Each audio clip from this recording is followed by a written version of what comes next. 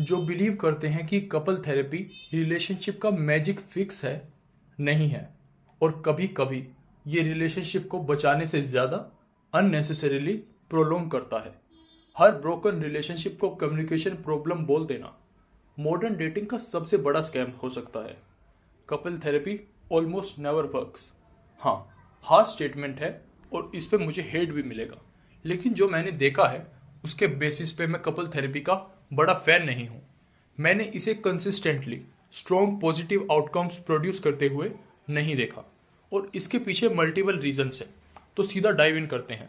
सबसे पहली चीज़ जो लोग यूजुअली समझते ही नहीं, स्पेशली वो लोग जो कभी कपल थेरेपी में गए ही नहीं, वो ये है कि कपल थेरेपी में एक्चुअल क्लाइंट कौन होता है। दो इंडिविजुअल्स नहीं, रिलेशनशिप। हाँ, थेरेपिस्ट का प्राइमरी फोकस होता है रिलेशनशिप को प्रिजर्व करना, ना कि नेसेसरीली दोनों इंडिविजुअल्स के बेस्ट इंटरेस्ट को। मतलब थेरेपिस्ट यूजुअली रिलेशनशिप के बिहाफ पे एडवोकेट कर रहा होता है और इसका हिडन कॉन्सिक्वेंस डेंजरस हो सकता है, क्योंकि इसका मतलब है कभी कभी एक या दोनों लोगों को ऐसे रिलेशनशिप में स्टे करना एनकरेज किया जाता है जहां उन्हें होना ही नहीं चाहिए। रियलिटी चेक सुनो। कपल्स थेरेपी सेशन के बीच आदमी की तरफ मुड़ के ये नहीं बोलेगा, भाई जितना जल्दी हो सके इस औरत से दूर भाग जा। पर्सनैलिटी डिसऑर्डर मैजिकली डिसअपियर नहीं होते।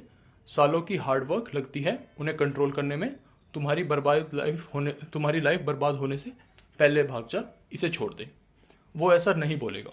वैसे ही थेरेपिस्ट वुमेन की तरफ मुड़ के ये भी नहीं बोलेंगी, ये आदमी कभी कमिट नहीं करेगा, तुम इतनी सेक्रीफाइसेस मत करो, फैमिली नहीं मिलेगी, अगर सीरियस फ्यूचर चाहिए अपना टाइम वेस्ट मत करो। लेकिन अनकंफर्टेबल सच्चाई ये है, कई सिचुएशन में लोगों को एग्जैक्टली यही सुनना चाहिए होता है। और जब थेरेपिस्ट ये सच होल्ड बैक करता है सिर्फ इसलिए क्योंकि रिलेशनशिप एक क्लाइंट बन चुका है, तो पर्सनली मुझे वो प्रॉब्लमेटिक लगता है। अब दूसरा इशू, जब रिलेशनशिप क्लाइंट बन जाता है तो थेरेपी यूजुअली नेगोशिएटेड कॉम्प्रोमाइज़ की तरफ पुश करती है। और ऑनेस्टली मैं कॉम्प्रोमाइज़ का भी बड़ा फैन नहीं हूँ, स्पेशली इंटीमेट रिलेशनशिप्स में। कॉम्प्रोमाइज़ का मतलब क्या होता है? दोनों लोग हाफ अनहैप्पी, दोनों को पूरी तरह वो नहीं मिलता जो वो चाहते हैं। तो फिर क्वेश्चन बनता है, ऐसी रिलेशनशिप का पॉइंट क्या है? मेरे हिसाब से बेटर स्ट्रेटेजी है सेल्फिश होना और फिर ऐसा पार्टनर ढूंढना जिसका सेल्फिशनेस तुम टॉलरेट कर सको। लेकिन कपल थेरेपी क्या पुश करती है? Negotiation, middle ground, concessions. और ये बहुत बार काउंटर प्रोडक्टिव होता है, दो ऑब्वियस रीजंस की वजह से। पहला रीज़न, जो लोग कपल थेरेपी तक पहुंचते हैं वो यूजुअली ऑलरेडी रिलेशनशिप में काफ़ी बैडली बिहेव कर रहे होते हैं।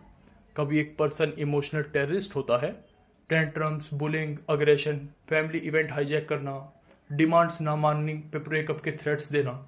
और ऑनेस्टली टेररिस्ट के साथ नेगोशिएट करना अच्छा आइडिया नहीं है। जब भी तुम किसी का बैड बिहेवियर टॉलरेट करके बार्गेनिंग टेबल पे आते हो, तुम इनडायरेक्टली उस बिहेवियर को रिवॉर्ड कर रहे हो, और जो बिहेवियर रिवॉर्ड होता है वो रिपीट होता है। अपीजमेंट नाजीज के साथ वर्क नहीं किया था और शायद तुम्हारे रिलेशनशिप में भी नहीं करेगा। और अगर तुम इमोशनली अनस्टेबल या मैनिपुलेटिव इंसान के साथ रिलेशनशिप में हो तो शायद तुम्हें मिरर में देख के एक अनकंफर्टेबल क्वेश्चन पूछना चाहिए, मैं ऐसे इंसान के साथ रिलेशनशिप में आया ही क्यों? क्योंकि समवेयर कोई अनहील्ड इमोशनल वुंड हो सकता है जिसने तुम्हें वल्नरेबल बनाया। और ऑनेस्टली उस वुंड को हील करने का बेटर प्लेस इंडिविजुअल थेरेपी है। याद रखो, कपल थेरेपी में क्लाइंट रिलेशनशिप होता है, तुम इंडिविजुअली नहीं, खुद को सॉर्ट आउट करो और रिलेशनशिप का पाथ ऑटोमेटिकली क्लियर करने लगने लगता है। और आगे बढ़ने से पहले अगर जो सुन रहे हो वैल्यूएबल लग रहा है तो इस एपिसोड को किसी ऐसे इंसान को भेजो जिसे ये सुनना चाहिए। वर्ड ऑफ माउथ से ही चैनल ग्रो करता है। अब दूसरा रीज़न जिससे नेगोशिएटेड कॉम्प्रोमाइज़ फेल होता है, सेक्स लाइफ, या मोर एक्यूरेटली कहूँ सेक्स लाइफ की डेथ। कपल थेरेपी में बहुत कॉमन कंप्लेंट होती है, सेक्स नहीं हो रहा। और यहाँ एक ब्रूटल सच है, डिज़ायर नेगोशिएट नहीं होती। तुम ये डील नहीं बना सकते, मैं ज़्यादा हाउसवर्क करूँगा, ज़्यादा काम करूँगा, तुम ज़्यादा सेक्स दो। अट्रैक्शन स्प्रेडशीट पे काम नहीं करती। हाँ, डिज़ायर इंक्रीज किया जा सकता है रिलेशनशिप में, लेकिन उसका पाथवे कपल थेरेपी के एग्जैक्ट अपोजिट डायरेक्शन में होता है। लेस कम्युनिकेशन, थोड़ा डिस्टेंस, मोर मिस्ट्री, मोर स्पॉन्टेनिटी, और बेस्ट पार्ट, ये सब तुम यूनिलेटरल कर सकते हो। पार्टनर की परमिशन की ज़रूरत नहीं, बस रिलेशनशिप में तुम्हारा प्रेजेंस होना चाहिए। डायनामिक ऑटोमेटिकली शिफ्ट होने लगता है। तो एंडलेस बातें करने के बजाय ज़्यादा अट्रैक्टिव बनने पे फोकस करो, क्योंकि डिज़ायर की पोस्टमार्टम मीटिंग यूजुअली डिज़ायर और किल करती है। अब एक और इम्पोर्टेंट चीज़, थेरेपिस्ट होने के नाते मैं कॉन्फिडेंटली बोल सकता हूँ, ट्रूथ बोलना ऑलरेडी डिफ़िकल्ट है। सच्चाई इतनी आसान नहीं। लोग सच इजीली डाइजेस्ट नहीं करते, बिटर मेडिसिन होती है। तो एक इंसान को भी सच ऐसे बताना कि वो जेन्युइनली सुन ले, एक आर्ट है। और दो लोगों को एक साथ सच सुनाना ऑलमोस्ट इम्पॉसिबल है मेरे एक्सपीरियंस में, क्योंकि जो अप्रोच एक पर्सन के लिए वर्क करेगी वो दूसरे के लिए नहीं करेगी। रिजल्ट, सच्चाई डाइल्यूट हो जाती है, सॉफ्ट हो जाती है, फिल्टर्ड, वाटर्ड डाउन, ताकि दोनों ऑफेंड ना हो। लेकिन डाइल्यूटेड सच यूजुअली इनइफेक्टिव होता है। इंडिविजुअल थेरेपी में पर्सनलाइज्ड ट्रूथ ज़्यादा पावरफुल होता है। अब एक और fundamental problem, couple therapy often assume करती है कि रिलेशनशिप प्रॉब्लम्स का रूट इशू होता है मिसअंडरस्टैंडिंग और पुअर कम्युनिकेशन। तो सॉल्यूशन क्या दिया जाता है? मोर कम्युनिकेशन, मोर अंडरस्टैंडिंग। लेकिन मेरे एक्सपीरियंस में इश्यू ऑफन ये होता ही नहीं। कभी कभी प्रॉब्लम सिंपली ये होती है कि एक पर्सन बैडली बिहेव कर रहा है। बस अगर कोई टेंट्रम्स थ्रो कर रहा है तो मैं ये समझने में कम इंटरेस्टेड हूँ कि अंदर का पेन क्या है।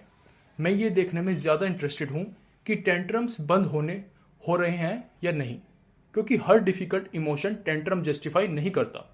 बहुत सारे लोग सेम कंडीशन में भी मैच्योर बिहेव करते हैं। तो हर बैड बिहेवियर को अनमेट नीड्स बोल के एक्सप्लेन करना कभी कभी स्ट्रेट अप गैस लाइटिंग बन जाता है। और जो पर्सन बिलीव करता है कि टेंट्रम्स एक्सेप्टेबल रिस्पॉन्स हैं, उसे शायद इंडिविजुअल थेरेपी की ज़रूरत है, not couples therapy. Point simple है, कुछ चीज़ें समझने की नहीं होती, बस चेंज होने की होती हैं। और understanding by itself change guarantee नहीं करता। हेल्दी लविंग रिलेशनशिप में कुछ बिहेवियर्स का कोई प्लेस ही नहीं होता। और जब फोकस बैड बिहेवियर पे होने के बजाय उसके रीजंस अप्रिशिएट करने पे शिफ्ट हो जाता है, तो ब्लेम इनडायरेक्टली दूसरे पार्टनर पे ट्रांसफ़र होने लगता है। और अनकंफर्टेबली, अनफॉर्चुनेटली, कपल थेरेपी में ये काफ़ी बार होता है। हाँ, पॉसिबल है कि कुछ स्पेसिफिक सिचुएशन में कपल थेरेपी जेन्युइनली यूज़फुल हो, लेकिन जो मैंने पर्सनली ऑब्जर्व किया है उसमें मेजॉरिटी केसेस में स्ट्रॉन्ग पॉजिटिव आउटकम नहीं दिखे। तुम्हारा क्या एक्सपीरियंस रहा है? तुम्हारी क्या थॉट्स हैं? शेयर करो। क्या ये तुम्हारी रियलिटी से मैच करता है? कमेंट्स में बताओ। और हमेशा की तरह, थैंक यू फॉर लिसनिंग।